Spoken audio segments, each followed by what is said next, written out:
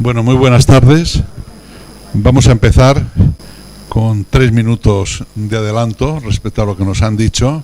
Este acto entrañable, culto, en que nos hemos reunido aquí en esta sala, en que todavía resuenan para algunos los ecos de un concierto que escuchamos aquí de Jorge Grumman con la pieza Soa para violín, que nos dejó turbados y con el temblando de arriba abajo y demás. Y esa primera apunte o connotación musical es porque hay mucha música aquí pendiente en la mesa.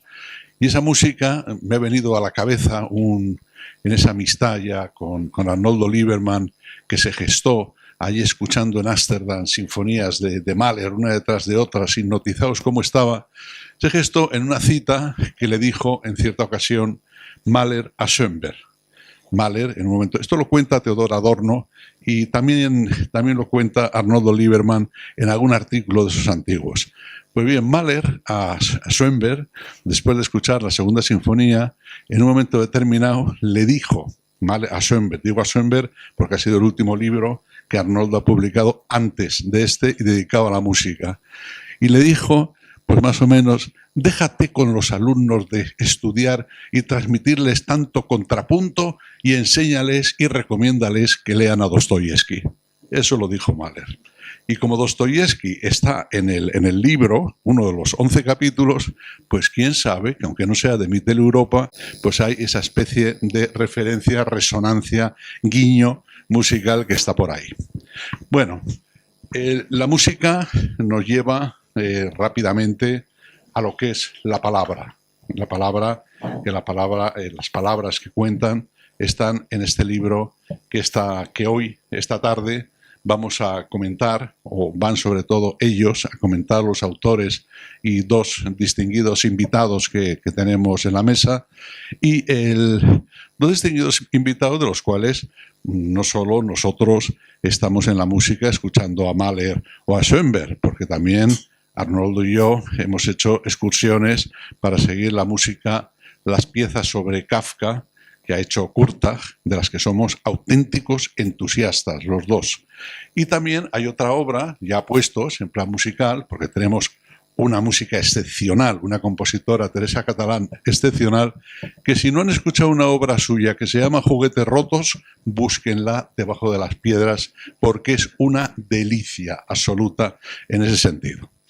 Bueno, de la música pasamos a la palabra, y este es un libro que por encima de todo, el libro es un libro en que yo a Arnoldo le he estado diciendo estos días, son tus memorias, pero tus memorias desde el punto de vista de la lectura, del pensamiento y de la pasión por escribir, leer, escribir, pensar, reflexionar y en suma vivir.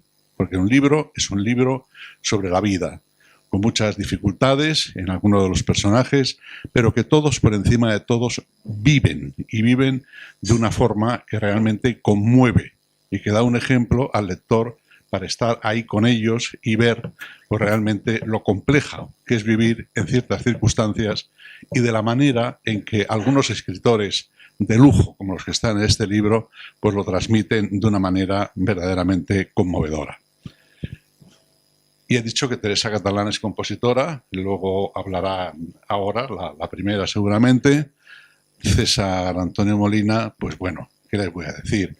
Ya es muy conocido, fue en su día ministro de Cultura, y yo tengo el lujo, del placer, coincidí con él, aunque no he venido con la toga, de estar con él en Nápoles, cuando le hicieron doctor honoris causa en la Universidad del Oriental y todo esto, que fue un acontecimiento. Y también he estado con él conviviendo los años que estuvo de director del Círculo de Bellas Artes, en que el Círculo de Bellas Artes funcionaba de una forma verdaderamente ejemplar, visto desde entonces y desde ahora. Y en el Círculo de Bellas Artes, y siguiendo con las complicidades, estando César Antonio Molina, en el año 2002 se dieron 2 medallas de oro del Círculo. Una fue a un psicoanalista, dado que tenemos 2 psicoanalistas, que era Carlos Castilla del Pino, y anteriormente, la anterior fue a Ernesto Sábato. Ernesto Sábato, que desde luego la frase esa de que para darla la vuelta de que no hay mal que 100 años dure. En el caso de Ernesto Sábato, desde luego vivió 100 años, y de qué manera, con esa transmisión que él tenía de una vitalidad arrolladora y eso. Fue amigo, además, de Arnoldo. Y bueno, quizá hagamos alguna referencia de un discurso que dio en 2002, justamente lo que él decía de la obra que ellos han seleccionado para el libro, que es El túnel, lo que suponía de esa experiencia juvenil y pesimista dentro de lo que es su obra vital. Entonces hemos pensado, porque tenemos un tiempo limitado, esto es como los partidos de fútbol, en vez de 90 minutos, 60 minutos. Por si acaso hay que tirar los penaltis, al final hemos dicho, vamos a empezar. Y así ganamos el tiempo de una preguntita para el final, lo que haga falta. Y en eso lo que vamos a hacer, si les parece, en todo esto, con este tono distendido y diciendo que verdaderamente estamos ante un libro imprescindible, es un libro que hay que tener en todas las casas, en las bibliotecas, leerse todos los autores, y bueno, pero eso lo dirán ellos. Vamos a hacer una intervención de cada uno, si os parece, y luego, según andemos el tiempo, tiramos penaltis o no los tiramos. ¿Los penaltis qué van a ser? Pues preguntas que se hagan, que les hayan despertado la curiosidad y que vean que pueden aportar algo más a la lectura de un libro, que aunque no dijésemos nada, si se terminase el acto ahora, ya lo ideal sería salir corriendo y hacerse con un ejemplar, los que no han leído, y empezar a leerlo poco a poco. Esto sí que es un consejo, se lo digo, son 11 autores y mi consejo sería que se leyesen, que fuese el libro del año, un autor cada mes, porque son muy densos algunos capítulos y es muy densa esta unión que han hecho feliz esta pareja de Lierni y Arnoldo. Vamos, esto, porque está Susana aquí, pero esto parece un amor de juventud en plan literario, vamos. Teresa Catalán, compositora, y bueno, nos va a dar una visión desde el punto de vista suyo de lo que ha supuesto esta lectura tan verdaderamente estimulante como es la del libro de las palabras que cuenta. Muchísimas gracias. Buenas tardes. Es obligado empezar mi intervención diciendo que en esta presentación ocupo un puesto que no me corresponde, porque soy un simple músico que apenas sabe de música. Ha sido el empeño, diría mejor, la deferencia de los autores, la que me trae hasta aquí. Ruego, por tanto, que me disculpen el atrevimiento de participar en la presentación de este 2 más 2 son 10, que comparto con tan insignes eruditos.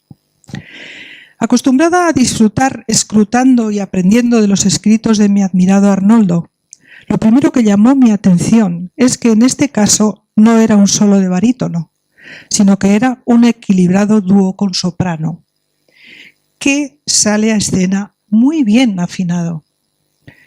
Enseguida comprendí que a este binomio no solo les une la particular profesión que comparten, es que además son dos rebeldes capaces de cuestionarlo todo, de pasear entre filósofos, pensadores, literatos, músicos y demás personajes de alcurnia intelectual con naturalidad, con soltura y además siendo capaces de comunicar, siempre cómplices, su atracción por la belleza, su interés por descubrir el descubrimiento y por hacer arte desde el arte, que es, en definitiva, lo que les ha unido en un destino importante.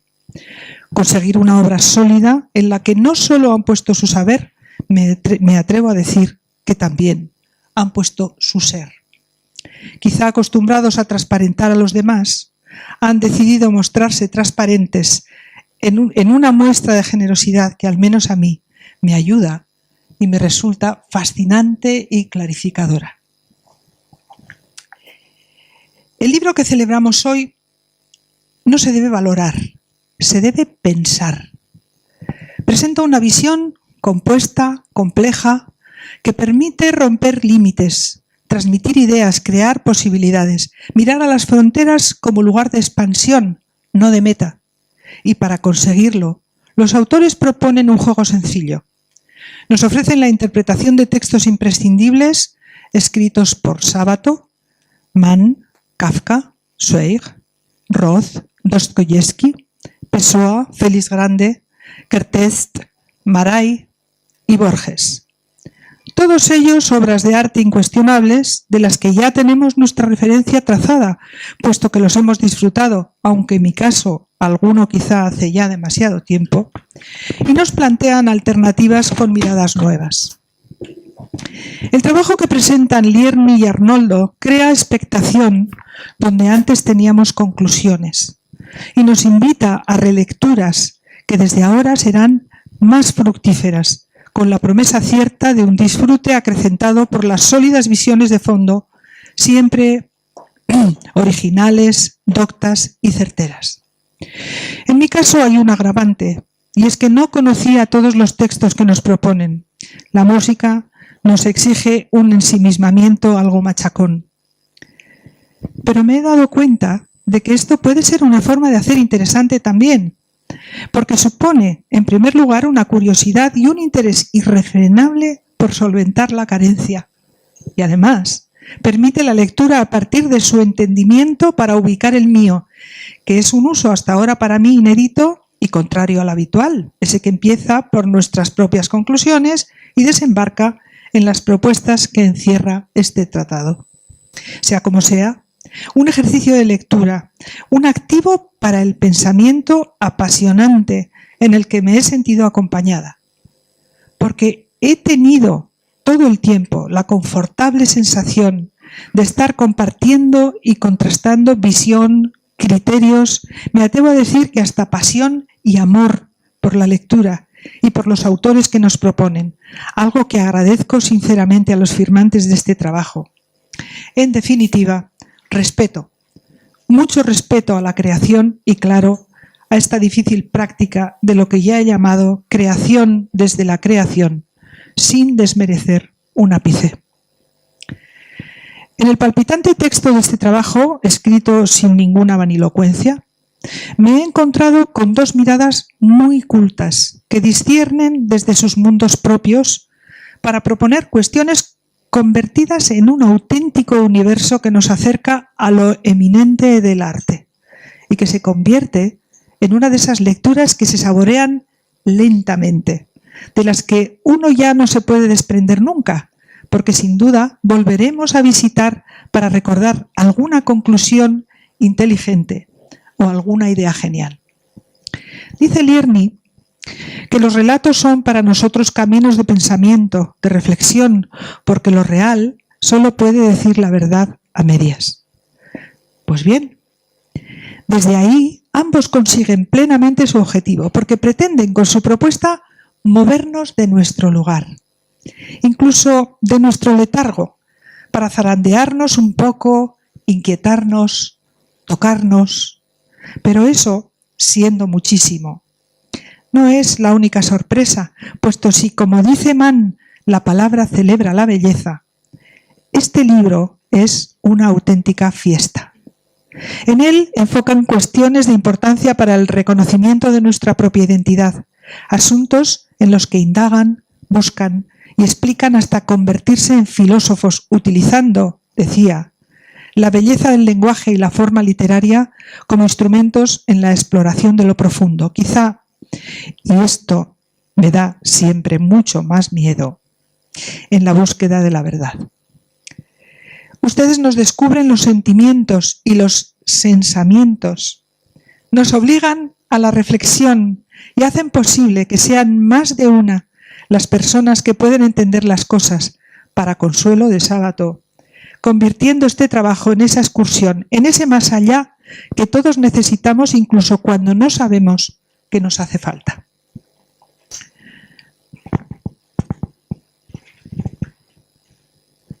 Me ha ocurrido también que después de haber hecho míos y de considerar amigos viejos algunos de los personajes que nos presentan, he vuelto a intimar, a vivir, a percibir más y mejor a estos protagonistas de avatares diversos, a los que yo pensaba conocer, pero que en realidad apenas había comprendido.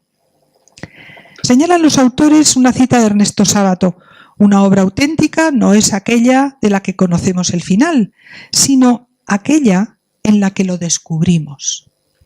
Créanme que que los lectores redescubrirán los finales de las novelas comentadas, incluso supongo que nos ayudan también a descubrir algo de nuestros propios finales, con este espléndido trabajo que ha supuesto para mí un auténtico goce. Y cuando ya habían concluido con 10, que además dábamos por hecho atendiendo al título, pues no, resulta que son 11. ¿Quién sabe si porque quieren un añadido a la altura de Borges, o un centinela, como tiene el candelabro de los 9 brazos, el que se usa para la Hanukkah? O quizá por una suerte de asimetría en busca de la perfección, como ha hecho la poesía y la música a lo largo de su historia, conforme han sido capaces de crecer sin las estructuras de proporción cerrada. Es justo señalar también el magnífico trabajo de Ediciones Beta y el apoyo de la Fundación Hispano-Judía, porque han conseguido la estupenda y cuidada edición que sin duda merece este libro. Concluyo insistiendo en que ustedes han hecho una obra de creación, pero creación como una pregunta constante, una interrogación atronadora sin respuesta posible, por el agravante de que encontrarla es morir. El desasosiego de la búsqueda infinita no nos puede hacer perder el estímulo ni la fuerza, pero para sostenerla hay que convertir esta zozobra en vida, en fuerza vital. Wagenberg, en su ensayo El gozo intelectual, nos muestra que el empeño, la dificultad, la curiosidad son claves que abren la posibilidad de convertir el temblor de la creación o de cualquier forma de conocimiento en un gozo irreemplazable. Y eso es lo que nos regalan ustedes. En definitiva, ordenan ideas y nos hacen sabedores de nociones fundamentales para estructurar el pensamiento, para no confundir lo conocido con lo comprendido, tanto como para vivir conscientemente el gozo intelectual en el proceso de búsqueda que han hecho y que hacemos nosotros por su provocación, o lo que es lo mismo. En esa inevitable pregunta que llega a conseguir silencios grávidos plenos de sentido. El todo en la nada atravesados, disfrutados por el placer del conocimiento. Enhorabuena y muchas gracias.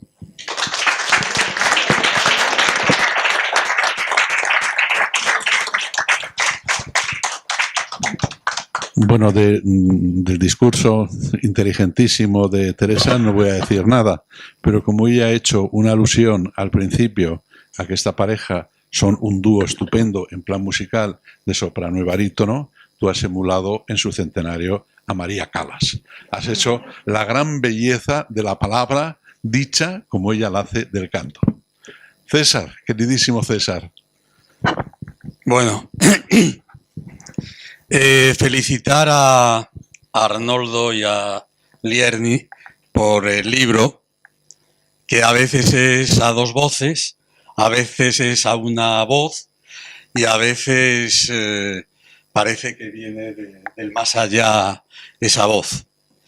Es un gran libro y a mí me recuerda algo que oí cuando era joven en una librería. Siempre me ha gustado estar en las librerías, no solamente para comprar libros, sino para oír lo que comenta la gente, ¿no? Y estando una vez, oí a una señora que le decía al librero que quería un libro para toda la vida. Y yo creo que este es un libro para toda la vida. Me llamó la atención porque pensaba que se pedían libros buenos, libros malos no, pero bueno, bestsellers de geografía, tal, pero pedir un libro para toda la vida, yo creo que solo era una casa para toda la vida, un jersey para toda la vida, una serie de cosas, pero un libro para toda la vida se le supone, por otra parte, que si es bueno es para toda la vida. Y este es un libro para toda la vida por los autores, por la selección de autores que hacen, por la selección de libros que hacen, por los comentarios que se llevan a cabo. Es un libro que para mí es muy interesante porque es el libro fundamentalmente de un lector o de unos lectores. Y no es un ensayo, evidentemente, porque si hay que colocarlo en la estantería, en la librería, que a veces no saben dónde muy bien colocar los libros por los géneros, este libro habría que colocarlo de ensayos de literatura fundamentalmente universal y del siglo XX. Pero yo creo que es un libro de lectores. Y porque además la presencia de Borges de alguna manera es el santo patrón de todos los demás autores y de vosotros mismos, ¿no? Y además me gusta mucho aquello de lo que decía Borges, que él quería ser recordado no por lo que había escrito, sino por lo que había leído. Y eso es importantísimo. Y este es un libro de lectores. Y eso le da un componente nuevo y distinto. Es un libro de ensayo, evidentemente, pero no no se adapta a eso de la bibliografía, de las citas con las páginas, de las referencias, sino que es un libro de un lector que hace las citas. Ojalá muchas fueran inventadas, a mí me encanta hacer citas inventadas, pero no lo son, pero tienen sus referencias. Unas veces coinciden con la propia lectura, otras veces coinciden con lo que está narrando y el lector se le pasa por la imaginación. Entonces da una lectura que para el otro lector que lee el libro parece que está en una tertulia hablando con el autor o los autores de ese libro. Y entonces puede discrepar con ellos, no por una cuestión de autoridad literaria o autoridad académica, sino porque es una charla en que alguien está explicando su parecer sobre una serie de cosas, de historias de la vida, etcétera, etcétera. Yo diría también que es un libro casi autobiográfico, porque Arnoldo nos cuenta su vida a través de muchas de las páginas. Y yo pues me he enterado de muchas cosas que no sabía. De su casamiento, de que no tiene hijos, de su familia, o de, bueno, una serie de cosas, o sí, pero que está implícito en ese lector que también quiere incorporarse a la vida de esos personajes, a la obra de la que está hablando, y meterse dentro de ellos y tratar de entenderlos y tratar de comprenderlos. Arnoldo es volcánico y Lierni es más pacífica y da ese contrapunto en la mayoría de los textos. Dejar la literatura en manos del psicoanálisis y de dos psicoanalistas para mí es algo complicado, porque los escritores no son enfermos de nada. La sociedad puede estar enferma, pero los escritores no, los artistas tampoco, porque ellos representan esa interioridad del ser humano, del ser individual, que los demás no son capaces de transmitir. Y por lo tanto, no, cuando veo autores que proceden del psicoanálisis o yo qué sé, o de la medicina general o interna, me pongo a temblar porque es que no, para mí no se le puede aplicar sistemáticamente una serie de criterios ya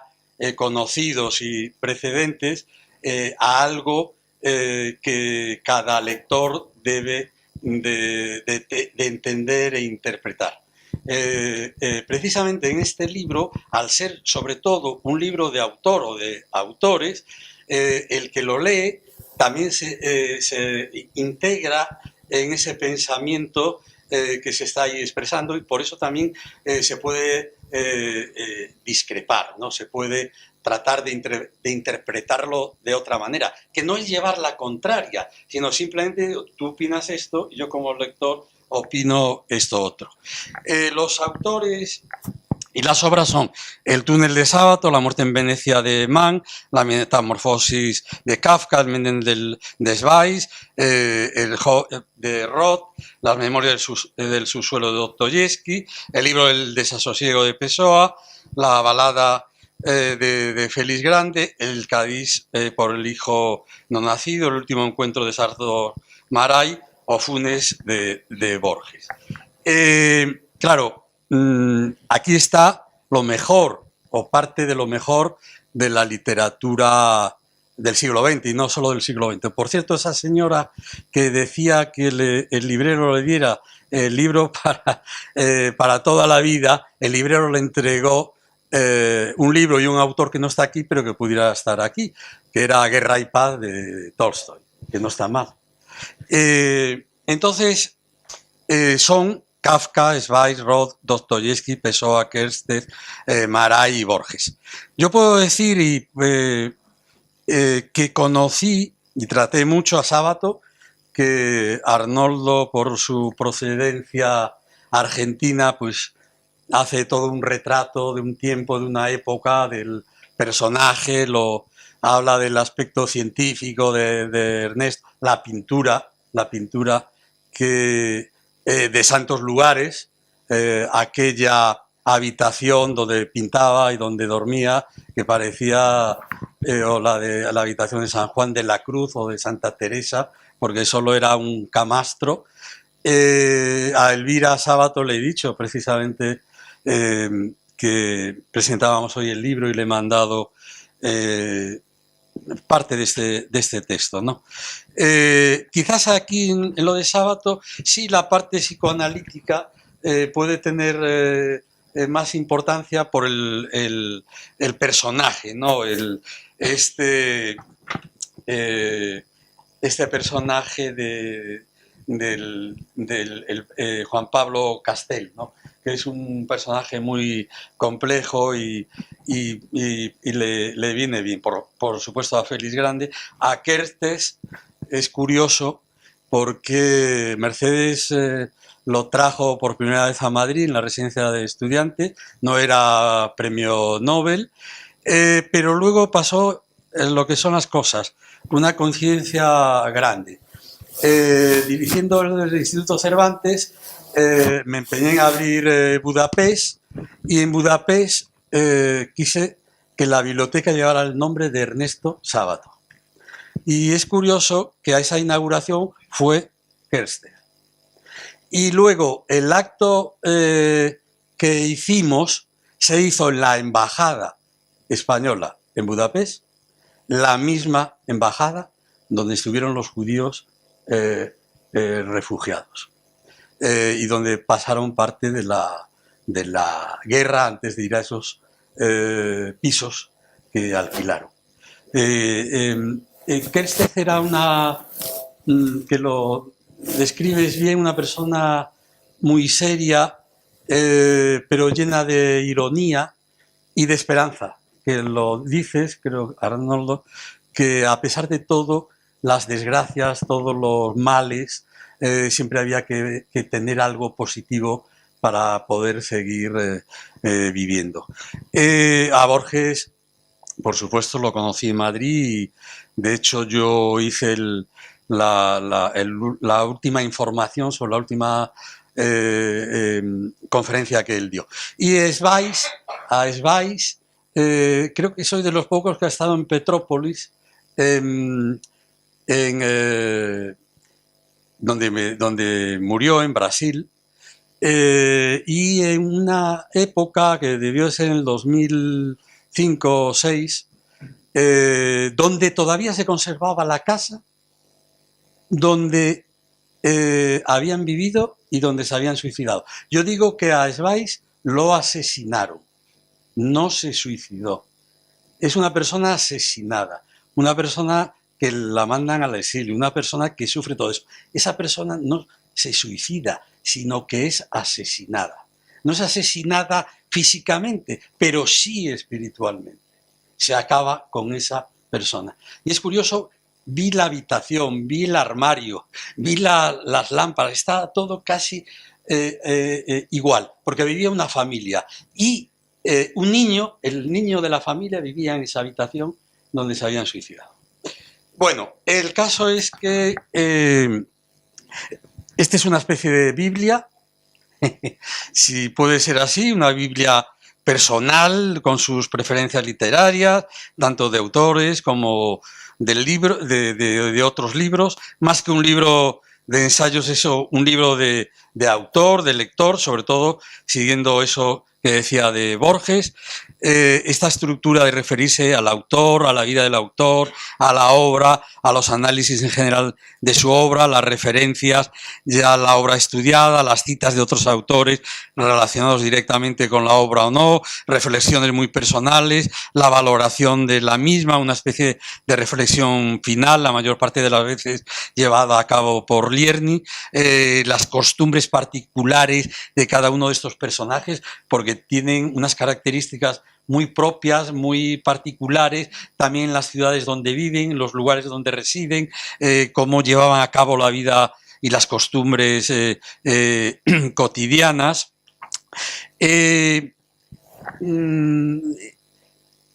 Por ejemplo, en lo de Thomas Mann hay un comentario que yo puedo estar de acuerdo, pero que dice: la muerte en Venecia es un aviso para moralistas y para quienes creen que la civilización está garantizada. Todos podemos ser Aschenbach y sucumbir a alguna modalidad del abismo porque ignoramos nuestras fuerzas más oscuras que acalladas y agazapadas retornarán si las circunstancias las convocan. Yo creo que la literatura y la creación, no solo literaria, sino artística, es la que trata de llevar por un camino de normalidad, entre comillas, todos estos abismos. Yo creo que el tema del amor, de la belleza en Muerte en Venecia, creo que tiene sus diferencias entre Visconti y Thomas Mann. Muchas diferencias. Porque digamos que Visconti estaba más definido en lo que él mismo era y en su manera de ser, que Thomas Mann, que tenía que vivir a caballo entre lo que hoy está tan de moda de los géneros, ¿no? Tenía que vivir a caballo entre ser un padre de familia y tener esos deseos y esas historias que luego él cuenta en sus propios diarios y en sus propias memorias, ¿no? Kafka, que estoy muy de acuerdo en todos también los comentarios, pero yo creo que es poco, que no es poco, pero es poco, que no es poco, decir que los vigilantes del proceso eran hombres de las SS. Yo creo que es mucho más que eso. Nos afecta a toda la humanidad. A toda la humanidad. Es decir, todo lo que pasó en la guerra, todo el holocausto, nos afecta a toda la humanidad. Y es bonito eso que dices, que tú te sientes como algo así, como con mala conciencia por o no haber estado allí, o no haber muerto allí, o por alguien que murió por ti allí. Y eso es precioso decirlo. Pero también por todos los que estamos aquí y no somos judíos. Aunque quién sabe, en la 9ª o 10ª generación, si miramos nuestros apellidos, probablemente también algo tengamos. Pero yo creo que eso sobrepasa el que fueran de lo mismo que se dice que para Hitler, cuando llamaba sabandijas, se refería solo a los judíos. Yo creo que se refería no solo a los judíos, sino también a todos los demás, a toda la humanidad. A toda la humanidad. Porque ese odio, aunque se pudiera plasmar en esos 6 o 7 millones de judíos muertos, ¿cuántos millones de personas murieron por el nazismo. Judíos o no judíos. En la guerra. ¿Cuántos millones? Los chicos que vinieron de Norteamérica a morir.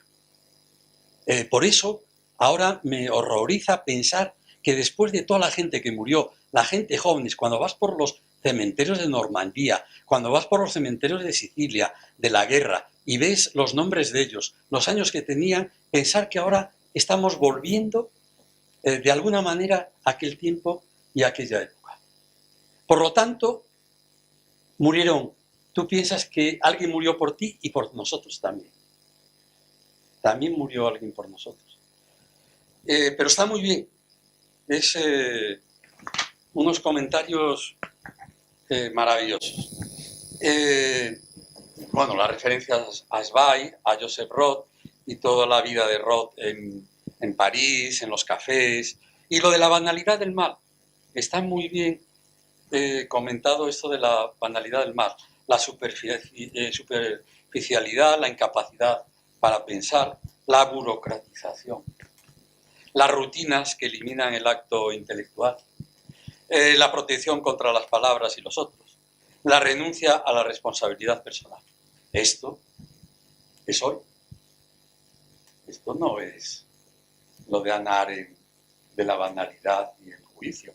Esto es hoy, ahora mismo, lo que nos está pasando. Y no solo aquí, en España, sino que desgraciadamente está pasando en otros países. Lo de Dostoyevski también es para mí de los mejores. De los mejores. Esa introspección, ese castigo que se impone a sí mismo, el propio autor, el propio personaje, esa ludopatía, que es una necesidad. No sé si la enfermedad también se puede comparar con esa necesidad que tiene un personaje como este, que es el propio Dostoyevski, de dilapidar, como dilapidar su vida, de tratar de acabar con ella, ¿no? Y estaba muy bien la cita de Finkielkraut, porque se cita autores, a filósofos contemporáneos. Es un libro que está lleno de vida contemporánea, que no solo se cita a gente de otra época, ¿no? Y lo de Finkielkraut, que dice personaje solitario que lo único que tiene en propiedad es el amor propio. Y el amor propio es precisamente la pérdida de toda propiedad, la hemorragia del yo, la íntegra sumisión del ser a la mirada y al juicio de los demás. Y está además muy bien este capítulo de Dostoyevski porque nos está hablando de Rusia y podemos entender lo que le pasa a Rusia hoy. ¿Por qué Dostoyevski, que era un eslavófilo y era de los escritores más nacionalistas, habiendo en Rusia otros escritores como por ejemplo Gogol, que eran más europeístas, ¿cómo explica lo que sucede? ¿Cuál es el espíritu ruso, ¿no? Rusia, la santidad de su sufrimiento, redimirá al mundo endemoniado de Occidente, donde Jesús ha vuelto a ser crucificado por el Satán del capitalismo y la sensualidad de todas las codicias. Se explica muy bien lo que piensan ellos, ¿no? Y la idea de la maldad. Hay secretos que confesamos a unas pocas personas, otros que no confesamos a nadie y nos atormentan en la clandestinidad. Y aquellos que, como la maldad, pueblan las profundidades más recónditas y ocultas del alma humana. Es que está llena de aciertos, no solo en los comentarios personales, sino en la selección de las citas, que es muy importante y muy complicado. Yo no comparto la opinión de Virginia Woolf de que para ella solo le bastaban Shakespeare y Dostoyevski. Creo que algunos más, pero bueno, está muy bien. Y luego lo de Woody Allen, que está muy bien, las adaptaciones al cine. Por lo tanto, es que va hablando de música, va hablando de cine, vais hablando de arte en general y tal. Bueno, el Kaddish, que es esa oración judía ante la pérdida de alguien, que también se refiere a Paul Celan, en fin. Y si hubiera tiempo, pues buscando la página, pero no quiero ocupar más tiempo, lo que es ser judío, entre otras definiciones. Hay un comentario, una cosa que quiero decir. Para mí, de entre todos estos libros, que todos son maravillosos y extraordinarios, y que tengo la suerte por edad y por docencia como profesor universitario de haberlos leído, pero no por obligación, sino porque ya desde la juventud, para mí especialmente, porque es de los autores que más he escrito, es Pessoa. Pessoa, que es un personaje extraordinario. Tengo que decir lo siguiente, y esto no es crítica ni mucho menos, es un comentario del lector. Fue Ángel Crespo el que hizo la primera edición del libro del desasosiego. Yo he estado con el propio Ángel Crespo, que es el más grande, digamos, lusista, en Lisboa, en la Biblioteca Nacional, con el arca, ese arca todo lleno de papeles por todos los sitios. Entonces se hizo una primera edición con todo lo que había aparecido y todo lo que se pensaba que era el libro del desasosiego. Y Ángel Crespo hace la edición, organiza y ordena todos esos papeles. Lo que pasa es que, como sucede con tantas obras, y en el caso de Pessoa es más, pues van apareciendo otros textos y entonces hay una pelea entre los investigadores. Que, ¿esto es el libro del desasosiego? Pues no, esto no es de otro heterónimo. Entonces es cuando vienen otras ediciones posteriores, que es la de Santiago Kovadlov, al que citas mucho, en todo el libro, no solamente en esto, pero es la de Richard Zenit, que es otra, que a mí no me gusta nada, otra versión del libro del desasosiego, porque quien podía entender mejor a Pessoa era Ángel Crespo, que era otro poeta que lo había vivido y lo había conocido. No va a quedar aquí, van a aparecer seguramente otras ediciones diferentes del libro del desasosiego. Y ya acabo. Creo que lo he leído. Y me ha encantado el leerlo, he aprendido mucho y ¿qué más se puede pedir? Gracias.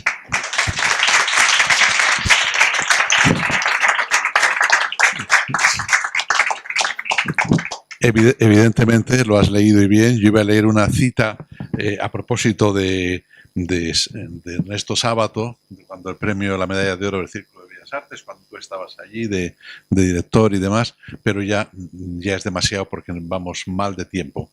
Lo único que, por hacer una cosa distendida y una broma, lo mismo que hemos hecho la comparación de que son la soprano y el barítono y ya es la Calas, habéis dado dos charlas tan complementarias y tan distintas que ¿en qué creéis que he pensado? Sois Tristán e Isolda. Y ahora vamos con la pacífica Vierni en expresión de...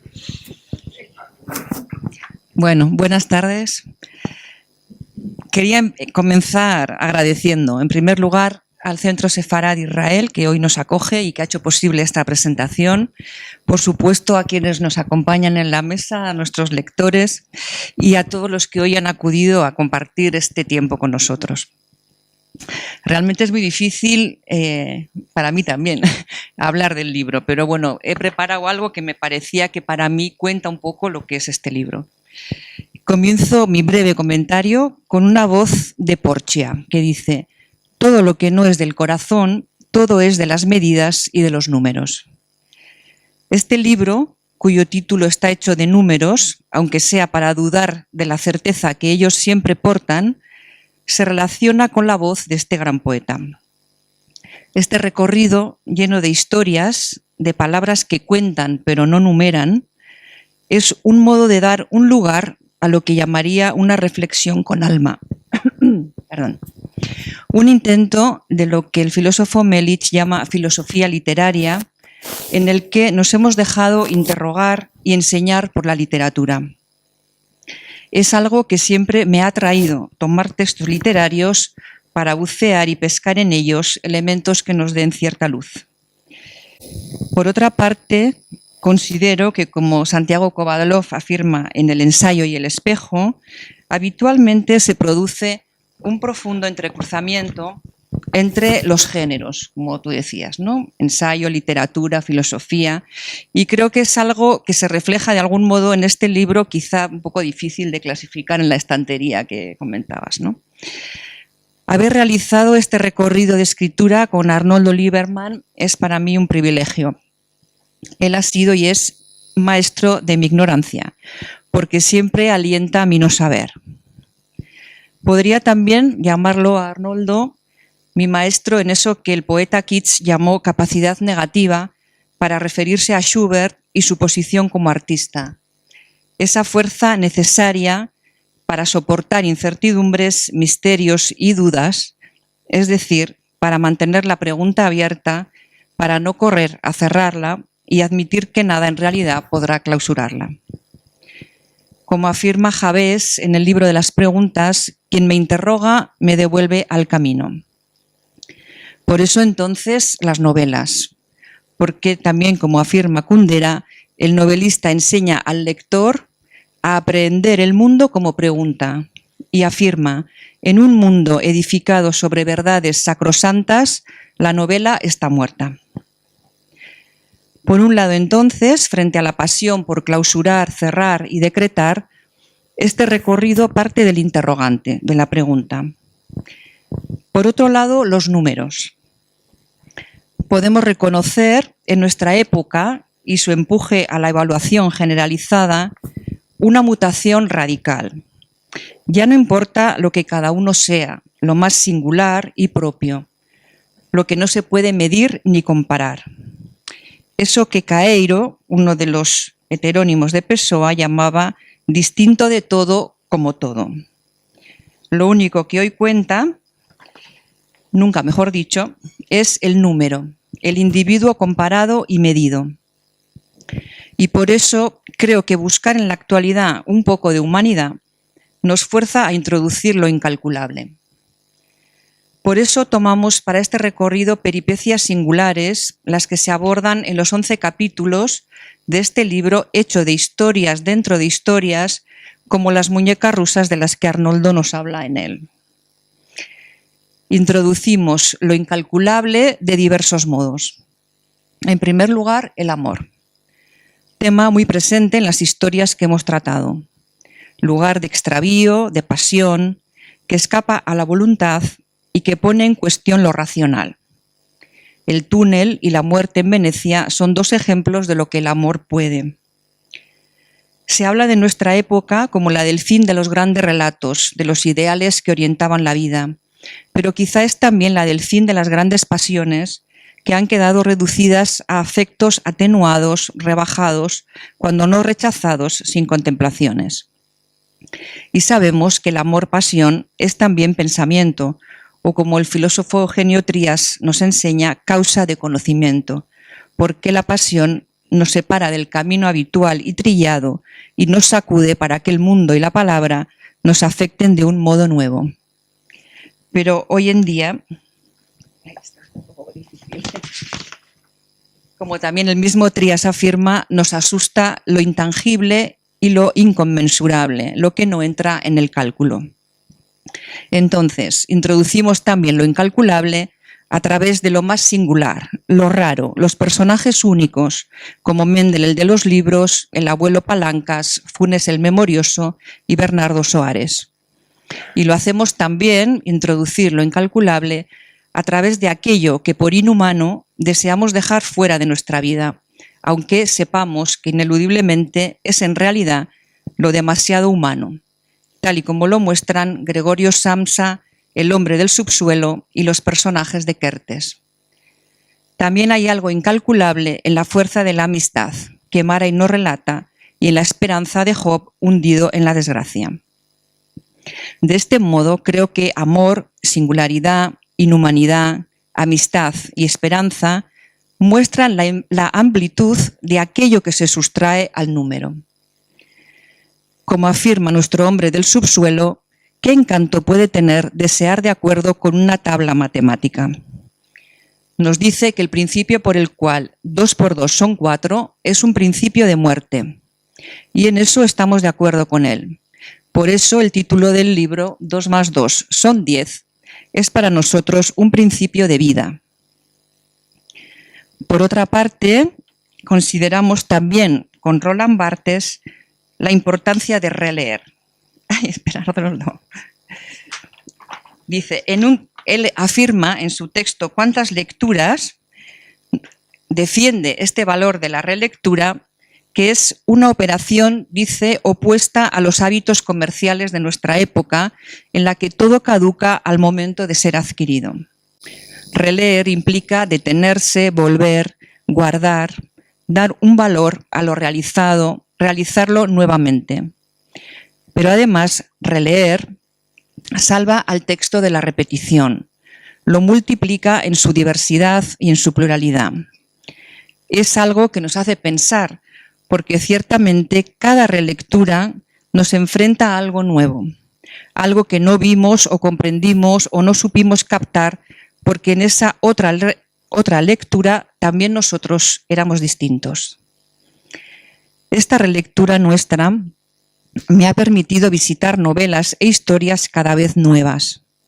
He disfrutado de todas las lecturas y también con el ir y venir de textos compartidos con Arnoldo.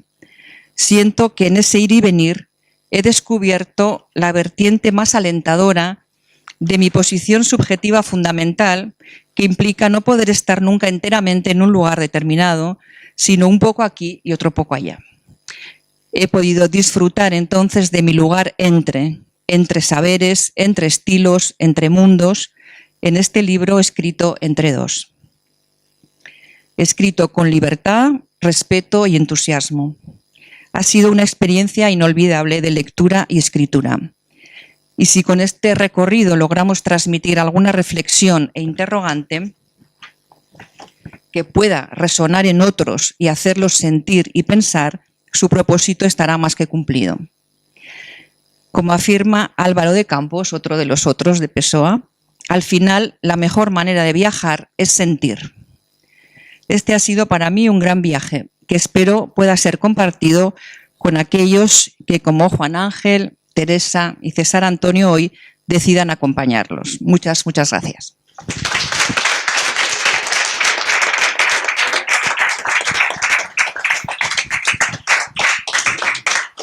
Bueno, no vamos a hacer en esta ocasión el símil con una voz. Como han necesitado el atril para leer la partitura, vamos a jugar con que el calificativo que te vamos a aplicar es que, buscando, ya estamos en tríos, ya en la historia, pero vamos a asociarte a Schubert, dado que lo has citado, dado que los citas en el libro en un momento determinado, y añadimos a lo que decía César Antonio Molina de pacífica y schubertiana. A ver qué nos reserva ahora el querido Arnoldo. Arnoldo. Estaba pensando seguir. No, voy a tratar de hablar. ¿Se escucha bien? No. No. Que no me gustan los micrófonos. Bueno, que iba a tratar de seguir, voy a tratar y lo voy a hacer, de seguir el texto de nuestra reunión de hoy. Pero quería contarles algo antes, un viejo cuento judío que tiene mucho que ver con la forma en que hemos trabajado Liern y yo. Se cuenta que el hijo de un rabino vio al padre escribiendo muy efusivamente un texto y se acercó y le dijo: «Papá, ¿qué escribes?». «Bueno, mira, escribo el sermón que tengo que decir el viernes a la comunidad». «Ajá. ¿Y qué piensas sobre eso?». «Mira, yo no pienso nada. Dios me dicta lo que tengo que decir y yo lo escribo». «Ajá, papá. Dios te lo dicta». «Sí. ¿Y por qué tachas tanto?». Nosotros hemos tachado mucho. Más cerca todavía.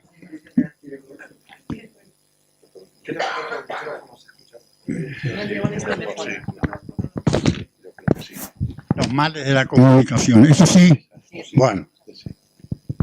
Epígrafe. No se nos educa para que aprendamos a preguntar. Se nos educa para que aprendamos a responder. El real llamado sentido común suele confundirse con el saber, no lo que ya no encierra problema, sino sobre lo que es vulnerable a la duda.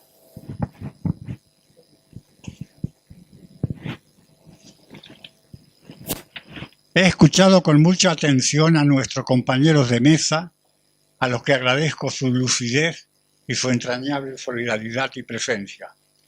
Y voy a incursionar brevemente sobre aspectos que seguramente compartimos todos los que pretendemos expresarnos con la escritura, con nuestra escribiduría, como decía Kafka. Compartimos con Pessoa su sentir que la vida no basta, que necesitamos palabras para decirla. Y esas palabras no siempre son derivados de la razón, sino muchas veces de la embriaguez.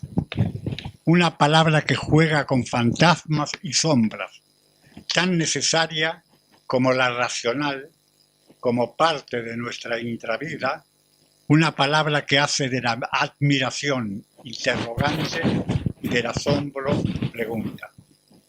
Esa palabra que según la definición de Félix Grande es una dulce y triste persona pequeñita, puede contener la máxima tortura y la más soberana de las bellezas. Escribe Kafka: sería bueno que pudiéramos usar las palabras para ocultarnos de nosotros mismos, pero sería aún mejor si pudiéramos adornarnos y cubrirnos con palabras hasta convertirnos en la clase de persona que ansiamos hacer en nuestro corazón. A nosotros, a todos nosotros, las palabras nos inquietan, nos significan, nos apuntan, nos expresan, pueden expandirse o derrumbarse. ¿Qué entendemos entonces por la palabra libro? ¿Un espacio que la gente no sabe cómo abordar o una aventura? ¿O un refugio donde guarecerse en nuestra sed de saber? ¿Una casa o un asilo? ¿Un regreso al hogar o una nueva forma de salir de él? ¿Un abrigo o una madriguera? ¿Un amparo o un búnker? ¿Es válida la sentencia: me gusta descubrir libros que no sabía que estaba buscando? Una auténtica lectura tiene más que ver con el milagro concreto e íntimo de abrir un libro y entrar en un mundo distinto. Se trata de hundir el rostro en el papel impreso, meter la nariz en la página, como decía mi abuela, como quien acerca una caracola al oído para escuchar el sonido del mar. Se trata de vivir dos veces lo que somos y lo que leemos. ¿Las hojas de un libro son también las hojas del árbol de la vida? Quizás se trate de un acto asociado al misterio. Se disfruta más cuando hay algo que te resiste, que no entiendes del todo, porque es eso precisamente lo que te impulsa a buscar más, a querer comprender, entre la letra evidente y lo que al decir no abarca. Es verdad, la página en blanco trata de una patria en la que el escritor no es profeta, porque mientras la página está en blanco no hay alúspice ni hechizo. Animar la primera página de un libro es como levantar una lápida y acceder a una identidad. Es retrotraernos a ese momento de la infancia donde el ábrete sésamo es descorchar la botella donde se esconde un tesoro, donde despeja un posible deslumbramiento. Una llama llama a otra llama, decía Gabriel Marcel. La una se recrea una y otra vez, como toda obra, merced a la contemplación del lector que le infunde vida cada vez que la disfruta. La forma acabada y pasiva cede lugar al latido sonoro que es el lector quien se lo otorga. Es el corazón del lector el que hace latir las páginas. Toda lectura fascinada es un nuevo libro y así hasta el infinito. En ese momento, el momento encantador de la ficción, comienzan a desbordarse las palabras y ese desborde es su ser. El lector adquiere transitoriamente otra identidad y desde la cual vivimos fugazmente otra vida y transitamos otro destino, lo cual fortalece la convicción de que no existe una sola realidad. Al fin de cuentas, se trata de una circularidad del deseo y de los vaivenes del mundo interno, porque ese ser no nos habla tanto sobre el misterio, sino desde el misterio. Viernes y yo lo hemos ofrecido hospitalidad, invitado a que permanezca entre nosotros, darle acogida, y él nos ha compensado abriéndonos el espacio de lo imaginario, nos ha hospedado a la vez en el hogar de su propia palabra, y así aprendimos que la realidad es lo que es, pero también puede ser otra vez más cada vez que un lector la transita. Sabemos de su ambigüedad, pero sabemos también de su poder expresivo y en manos de ciertos creadores de su belleza sin par, como corcheas de la gran sinfonía de la vida.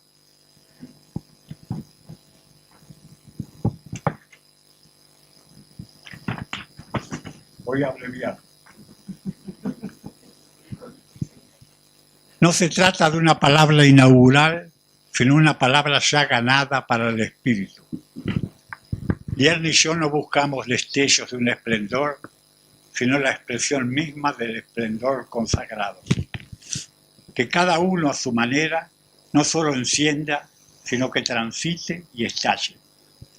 Y si el sentido de una palabra está siempre en otra palabra y el de ella en otra, porque nunca llegamos a expresar totalmente el propósito de la expresión, quizá el sentido de ese don es no tener final, como sucede con las muñecas rusas de la canción Matrioshkas de Carmen Vela en su disco Camino, o en el Perpetuum mobile de Mendelssohn, o de Paganini, o en ese conocido vuelo del moscardón de Rimsky-Kórsakov, o en tantas obras, como lo dice Hugo Mujica. En una palabra que falta en cada historia leída, la que queda siempre sin narrar, es la ausencia que hace del punto final de todos los libros una caravana infinita, un infinito suspendido en cada mal. Digo yo, como las Matrioshkas, como me gusta repetir a mí, no se trata de un punto final, sino siempre de puntos suspensivos. No hace mucho, López Pucho, uno de los miembros de Luthier, me dijo, ensayo, ensayo, ensayo, ¿cuándo estrenan? Bueno, hemos estrenado hoy. Gracias.